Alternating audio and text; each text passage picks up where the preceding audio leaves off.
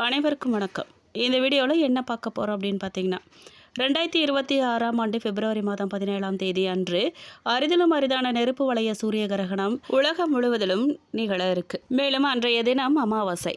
சூரிய கிரகணமும் அமாவாசையும் ஒரே நாளில் நிகழ இருக்கு. அப்படிப்பட்ட அரிதான நிகழ்வு 12 ராசிகள் மீது எப்படிப்பட்ட தாக்கத்தை ஏற்படுத்த போகுதுன்னு சொல்லி இந்த வீடியோவில் விரிவாக பார்க்க போகிறோம். வீடியோவை முழுசாக பாருங்கள். வீடியோ பற்றின கருத்துக்களை மறக்காமல் கமெண்ட் பாக்ஸில் பதிவிடுங்க. நீங்கள் இப்போ தான் புதுசாக நம்ம சேனலில் பார்க்குறீங்க அப்படின்னா இப்போவே சப்ஸ்கிரைப் பண்ணி கூடவே பெல் ஐக்கானையும் கிளிக் பண்ணுங்கள். வாங்க வீடியோக்குள்ளே போகலாம். 2026ஆம் ஆண்டு பிப்ரவரி மாதம் 17 அன்று நடைபெற இருக்கிற வளைய சூரிய கிரகணம் உலகம் முழுவதிலும் கவனம் இருக்கும் ஒரு விண்வெளி நிகழ்வாக இருக்குது. இந்த வளைய சூரிய கிரகணம் நெருப்பு வளையம் என்ற பெயராலும் அறியப்படுது. காரணம், சந்திரன் சூரியனின் முன் வந்து அதன் மையப்பகுதியை மறைக்கும் போது சூரியன் முழுமையாக மறையாமல் சந்திரனை சுற்றி பிரகாசமான ஒளிவட்டம் தென்படும். இந்த வகை கிரகணம் சந்திரன் பூமியை சுற்றி வரும் பாதையில் சற்று தொலைவான நிலையில் இருக்கும்போது நிகழுது. இந்த நேரத்தில் சந்திரன் வானில் சூரியனை விட சற்று சிறியதாக தோன்றும். இதனால் சூரியனை முழுவதுமாக மூட முடியாமல் அதன் வெளிப்புற ஒளி வளையமாக தென்படுது. இதுவே வளைய சூரிய கிரகணத்தின் முக்கிய அடையாளமாக சொல்லப்படுது. வானத்தில் ஒளிரும் வளையம் தோன்றும் காட்சி வானவியல் உலகத்தில் மிகவும் அழகான காட்சிகளில் ஒன்றா கருதப்படுது. இந்த கிரகணத்தின் போது முழு சூரிய கிரகணத்தை போல வானம் முற்றிலும் இருளடையாது. பகல் நேர ஒளி தொடர்ந்தே இருக்கும். ஆனால் சூரியன் ஒரு ஒளிரும் வளையமாக சந்திரனை சுற்றி தெரியும். இந்த காட்சி அழகை மட்டுமல்லாமல் சூரியனின் வெளிப்புற அடுக்குகள் குறித்து ஆய்வு செய்யும் வானவியலாளர்களுக்கும் அறிவியல் ரீதியாக முக்கியத்துவம் வாய்ந்ததாக இருக்குது. உச்சகட்டத்தில் சந்திரன் சூரியனின் மையப்பகுதியில் கிட்டத்தட்ட நிலை பெற்றது போல தோன்றும். சூரிய ஒளியை வளையத்தின் வழியாக சந்திரனின் விளிம்பில் தெளிவாக காணப்படும். சில நேரங்களில் கிரகண காட்சிகள் காணப்படும் சிறிய வளைவு போன்ற தோற்றம் மேற்பரப்பை கடக்கும் போது பூமி சுழலும் தன்மையால் உருவாகும் இயல்பான விளைவுதான். இந்த வளைய சூரிய கிரகணத்தின் முழு காட்சி பூமியின் ஒரு குறுகிய பாதையில் மட்டும்தான் தென்படும். அந்த குறிப்பிட்ட பாதையில் உள்ள பகுதிகளில் இருக்கிறவங்க முழுமையான நெருப்பு வளைய காட்சியை காண முடியும். அந்த பாதைக்கு வெளியே உள்ள பகுதிகளில் இருக்கிறவங்க பகுதி கிரகணத்தை மட்டும்தான் காண முடியும். அதனால் இந்த நிகழ்வை முழுமையாக காணும் வாய்ப்பு எல்லோருக்குமே கிடைக்காது. மேலும் இந்த கிரகணம் உலகின் ஒரு பகுதியில் தொடங்கி பூமியின் சுழற்சியுடன் சேர்ந்து மற்ற பகுதிகளுக்கு நகரும். சர்வதேச நேரப்படி காலை நேரத்தில் தொடங்கி மதியம் மற்றும் மாலை நேரங்களில் உச்சத்தை அடையும். இந்திய நேரப்படி பார்த்தா இந்த நிகழ்வு பிற்பகல் முதல் மாலை நேரம் வரை நடைபெறும் காலகட்டத்துடன் ஒத்துப்போகுது. ஆனால் இந்த நேரங்கள் கிரகண பாதையில் உள்ள பிற நாடுகளுக்கு மட்டும்தான் இது பொருந்தும். முக்கியமாக குறிப்பிட வேண்டிய விஷயம் என்ன அப்படின்னு கேட்டிங்கன்னா, இந்த வளைய சூரிய கிரகணம் இந்தியாவில் காணப்படாது. புதுடெல்லி உள்பட இந்தியாவின் எந்த பகுதியிலுமே இந்த கிரகணத்தின் வளைய அல்லது பகுதி காட்சிகள் தென்படாது. சந்திரனின் நிழல் உலகின் வேறு பகுதிகளில் வழியாக மட்டுமே செல்லும். இதனால் இந்திய வானவியல் ஆர்வலர்கள் நெருப்பு வளைய காட்சியை நேரடியாக காண முடியலனாலும் உலகளவில் இது 2026ஆம் ஆண்டின் முக்கியமான வானவியல் நிகழ்வுகளில் ஒன்றா இருக்க போகுது.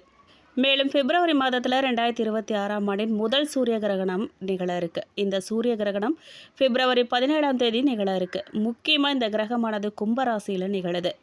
ஜோதிடத்தின்படி இந்த சூரிய கிரகணம் சிறப்பு வாய்ந்ததாக சொல்லப்படுது. எதிரியாக கருதப்படும் சனி பகவானின் ராசியில் நிகழும் இந்த சூரிய கிரகணத்தின் தாக்கம் அனைத்து ராசிக்காரர்களின் வாழ்க்கையிலுமே ஏதாவது ஒரு வகையில் பாதிப்பை ஏற்படுத்தும். அதில் சிலருக்கு சிறப்பாக இருந்தாலும் சிலருக்கு ராசிக்காரர்களுக்கு வாழ்க்கையில் பல சவால்களையும் பிரச்சனைகளையும் சந்திக்க நேரிடும் வகையில் அமையும். மேலும் ஒவ்வொரு முயற்சியிலுமே தோல்வியையும் அவங்க சந்திக்கக்கூடும். வேத நாட்காட்டியின்படி 2026ஆம் ஆண்டின் முதல் சூரிய கிரகணம் பிப்ரவரி 17ஆம் தேதி நிகழுது. அதுவும் இந்த கிரகணம் மாலை 5:30 மணிக்கு தொடங்கி இரவு 7:57க்கு முடிவடைய போகுது. இப்போது 2026ஆம் ஆண்டின் முதல் சூரிய கிரகணம் எந்த ராசிக்காரர்களுக்கு மோசமாக இருக்க போகுது, எந்த ராசிக்காரர்களுக்கு சுப பலன்களை தரப்போகுதுன்னு சொல்லி இந்த வீடியோவில் விரிவாக பார்க்கலாம் வாங்க. மேலும் இந்த நிகழ்வானது கன்னிராசிக்காரர்களுக்கு தொழில் லாபகரமாக இருக்கிறதுக்கு உதவ போகுது. இனிமையான செய்திகள்லாம் வந்து சேரப்போகுது. அதிர்ஷ்டம் உங்களுக்கு சாதகமாக இருக்க போகுது. திருமண வாழ்க்கை மகிழ்ச்சியுடன் காணப்படும். உங்கள் துணையுடன் தரமான நேரத்தை நீங்கள் செலவிடுவீங்க. உங்கள் காதலருடன் நேரத்தை செலவிட உங்களுக்கு ஒரு வாய்ப்பு கிடைக்க போகுது. பழைய மன அழுத்தமெல்லாம் நீங்க போகுது. 6ஆம் இடத்துல அசுப கிரகங்கள் அமைகிறது எதிர்பாராத நல்ல பலன்களை உங்களுக்கு தரப்போகுது. வெற்றி வாய்ப்புகளை அதிகரிக்கும். அந்த அமைப்பில் 6ல் உள்ள ராகு உங்கள் எண்ணங்களை நிறைவேற்றி தரப்போகிறாரு. வருமானம் எதிர்பார்த்த அளவுக்கு இருக்க போகுது. பழைய கடன்கள்லாம் அடையப்படும். நிம்மதி அதிகரிக்கும். புதிய வீடு வாகனங்கள்லாம் வாங்கும் யோகம் உங்களுக்கு உண்டாக போகுது. வாடகை வீட்டில் இருந்தவங்க சொந்த வீட்டுக்கு செல்லும் வாய்ப்பு உண்டாகி இருக்கு. திருமண முயற்சிகள் பலனளிக்கும். மேலதிகாரிகள் பாராட்டுவாங்க. வெளிநாடு சென்று வேலை பார்க்க விரும்புகிறவங்க நல்ல வாய்ப்புகள்லாம் கிடைக்க போகுது. சுய முயற்சிகள் வெற்றியாக இருக்கும். நீங்கள் எந்த விஷயங்களில் எச்சரிக்கையாக இருக்கணும் அப்படின்னு கேட்டிங்கன்னா, 3ஆம் இடத்து செவ்வாய் உச்சம் பெற்றிருக்கிறார். சகோதரர்களாலும் பிள்ளைகளாலும் பிரச்சனைகள் வரலாம். சிலருக்கு உத்தியோக மாற்றங்கள் இருக்க போகுது. ஆரோக்கிய குறைவு உண்டாகும். பயணங்களில் அதிகமாக கவனமாக இருக்கணும். ஒரு சிலருக்கு உத்தியோக மாற்றம் கூட உண்டாகும். பொது வாழ்க்கையில் உள்ளவங்களுக்கு சில சங்கடங்கள்லாம் ஏற்பட வாய்ப்பு இருக்குது. மேலும் பணவரவு திருப்திகரமாக இருக்க போகுது. வீண் செலவுகள் எதுவும் ஏற்படாது. சிலருக்கு எதிர்பாராத பணவரவுக்கும் சாத்தியமாக இருக்குது. சகோதர வகையில் இருந்து வந்த கருத்து வேறுபாடுகளும் கசப்பு உணர்வுகளும் நீங்கி ஒருவருக்கொருவர் அனுசரணையாக இருக்கும் சூழல் ஏற்பட போகுது. உங்கள் முயற்சிக்கு நண்பர்களின் பூரண ஆதரவுடன் தேவையான உதவிகள் கிடைக்க போகுது. பிள்ளைகள் மூலமாக ஆதாயம் கிடைக்க போகுது. தாயாரின் உடல் நலனில் கவனம் செலுத்துங்க, அது ரொம்ப அவசியம். அலுவலகத்தில் உங்கள் பணிகளில் கூடுதல் கவனம் தேவை உங்களுக்கு. சக பணியாளர்களிடம் எச்சரிக்கையாக இருங்க, அதுதான் நல்லது. அதிகாரிகள் கண்டிப்பு காட்டினாலும் கூட பதற்றம் கொள்ளாமல் பொறுமையோடு நீங்கள் இருக்கிறது அவசியம். வியாபாரத்தில் லாபம் அதிகரிக்குங்க. பங்குதாரர்களிடம் எதிர்பார்த்த உதவி கிடைக்கிறதுல உங்களுக்கு தாமதம் ஏற்படலாம். பணியாளர்களால் செலவுகள் ஏற்பட போகுது. குடும்ப நிர்வாகத்தை கவனிக்கும் பெண்களுக்கு கொஞ்சம் சிரமமான நாட்களாக தான் இருக்க போகுது. பிள்ளைகள் மூலமாக சில பிரச்சனைகள் ஏற்பட்டாலும் பாதிப்பு எதுவுமே இருக்காது. மேலும் பரிகாரமாக நீங்கள் அம்பிகை தேவியை வழிபட நன்மைகள் நடந்தேறும். மேலும் உங்களுக்கு மிக உயர்வான பலன்கள் கிடைக்க போகுது. சில இடங்களில் வெற்றிகரமாக இருக்கும், சில இடங்களில் சவாலாக இருக்கும். உத்தியோக ரீதியாக சில உயர்வுகளை நீங்கள் எதிர்பார்க்கலாம். ஆனால் எதிர்பார்த்த ஒரு காரியம் தடையில்லாமல் நல்லபடியாக நடந்து முடியும். வியாபாரத்தில் பணவரவு அதிகமாக இருக்கும். புதிய திட்டங்களுக்கு சிறப்பான நேரமாக இது அமைஞ்சிருக்குங்க. குடும்பத்தில் இருந்து வந்த குழப்பங்கள்லாம் விலக போகுது. பிள்ளைகளால் மனமகிழ்ச்சி உண்டாக போகுது. மேலும் உத்தியோகத்தை பொறுத்த வரைக்கும் அலுவலகத்தில் சுமூகமான சூழ்நிலை உருவாகும். வேலை மாறுதல், சம்பள உயர்வு கிடைக்கும். சில வாய்ப்புகள்லாம் தள்ளி போக வாய்ப்பு இருக்குது, கவனமாக இருங்க. வியாபாரத்தை பொறுத்த வரைக்கும் வியாபாரத்தில் விற்பனை சுமாரான லாபத்தை தான் கொடுக்கும். புதிய முயற்சிகள் குறித்து இந்த நேரத்தில் நீங்கள் திட்டமிடலாம். குடும்பத்தில் இருந்த சிரமங்கள்லாம் நீங்க போகுது. பிள்ளைகளால் சிறப்பான செய்திகள்லாம் வந்து சேரப்போகுது. பெரியோர்களின் ஆசி உங்களுக்கு முழுமையாக கிடைக்கும். குடும்பத்துக்காக பணவரவை நீங்கள் அதிகரிக்க அக்கறையாக பாடுபடணும்.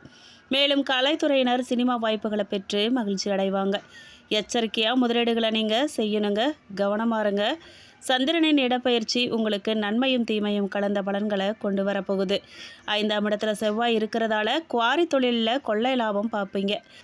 நீங்கள் எந்த விஷயங்களில் எச்சரிக்கையாக இருக்கணும் அப்படின்னு கேட்டிங்கன்னா, இணையதள வழியாக மோசடிகள் நடக்கிறதுக்கு வாய்ப்பு இருக்குது.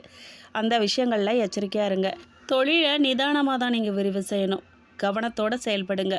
கன்னிராசிக்காரர்கள் தங்கள் தொழில், உத்தியோகம், வியாபாரம், குடும்பம் ஆகியவற்றுக்கு தேவையான செயல்களில் ஈடுபாடோடு இருக்கணும். பண விஷயத்தில் அக்கறையாக இருக்கணும். மேலும் பெரியோர்களின் ஆதரவு உங்களுக்கு முழுமையாக கிடைக்கும். வழிபட வேண்டிய தெய்வம் அப்படின்னு கேட்டிங்கன்னா மகாலட்சுமி. மேலும் உங்களுடைய எதிரிகளை வெல்வதற்கும் நீண்டகால ஆரோக்கிய கவலைகளிலிருந்து விடுபடுவதற்கும் இது ஒரு உகந்த காலகட்டமாக இருக்க போகுது. உங்கள் நுணுக்கமான செயல்பாடுகள் இறுதியில் நல்ல பலன்களை தரப்போகுது. சட்ட விவகாரங்கள், போட்டித் தேர்வுகளில் சாதகமான செய்திகள் வந்து சேரப்போகுது. தாய்வழி உறவினர்களுடன் சுமூகமான உறவு உங்களுக்கு நீடிக்க போகுது.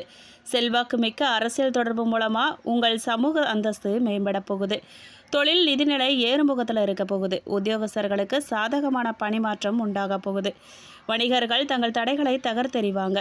கடின உழைப்பின் மூலமாக நிதி ஆதாயம் நிச்சயமாக உண்டாக போகுது. அதிகப்படியான வேலைப்பளுவை நீங்கள் தவிர்த்திடுங்க. பசுவுக்கு பசுந்தீவனம் வழங்குவதும் அன்றாட பணிகளை திட்டமிட்டு செய்கிறதும் உங்களுடைய பதற்றத்தை குறைச்சி தொழில் திறனை மேம்படுத்தும் நடைமுறை பரிகாரமாக இது அமையும். மேலும் உத்திரம் நட்சத்திரம் 2, 3, 4 பாதக்காரர்களுக்கு பூர்வ புண்ணியஸ்தானத்தில் சஞ்சரிக்கும் சூரியன் குடும்பத்தில் ஒற்றுமையை ஏற்படுத்துவார். எடுக்கும் முயற்சிகளை வெற்றியாக்குவார். உறவினர்கள் ஆதரவை உண்டாக்குவார். தொழில் புரிவோருக்கு பணியாளர் ஒத்துழைப்பு அதிகரிக்குங்க. உங்கள் செல்வாக்கை உயர்த்துவார்.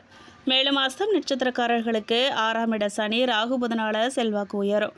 உடல்நிலையில் தோன்றிய பாதிப்பு விலகும். வியாபாரத்தில் ஏற்பட்ட நெருக்கடிகள் நீங்கும். பிரச்சனை, போராட்டம் என்ற நிலை மாறப்போகுது. வழக்குகள் சாதகமாக போகுது. வருமானம் அதிகரிக்க போகுது. சேமிப்பும் உயரும். மேலும் சித்திரை நட்சத்திரம் 1, 2 பாதக்காரர்களுக்கு செவ்வாய் பகவான் நீச்சமாக இருக்கிறதால குடும்பத்தினரை அனுசரித்து செல்வது அவசியம். பிள்ளைகள் நலனில் கூடுதல் அக்கறை செலுத்துங்க. பூர்வீக சொத்தில் முடிஞ்சு போன விவகாரமெல்லாம் மீண்டும் தலை தூக்க போகுதுங்க. மனக்குழப்பம் அதிகரிக்கும், கவனமாக இருங்க. மேலும் கன்னிராசி நேயர்களுக்கு உங்களுடைய இல்லங்களில் சுபமான நிகழ்ச்சிகள் இனிதே நடக்கப் போகுது. சில சமயங்களில் நீங்கள் அசாத்திய தைரியத்தால் சில முடிவுகளை எடுப்பீங்க. அது உங்களுக்கே பாதகமாகிறோம். கவனமாக இருங்க. அதனால் நிதானமாக இருக்கிறது நல்லது. குடும்பத்தில் திருமணமாகாதவர்களுக்கு நல்ல வரன் வந்து அமைய போகுது. அந்த வரனை நீங்கள் முடிக்கும்போது உறுதியான நிச்சயம் செஞ்சுக்கோங்க. தொடர்ந்து ஏற்படும் சுப செலவுகளால் பண நெருக்கடி இருந்துக்கிட்டே இருக்கும்.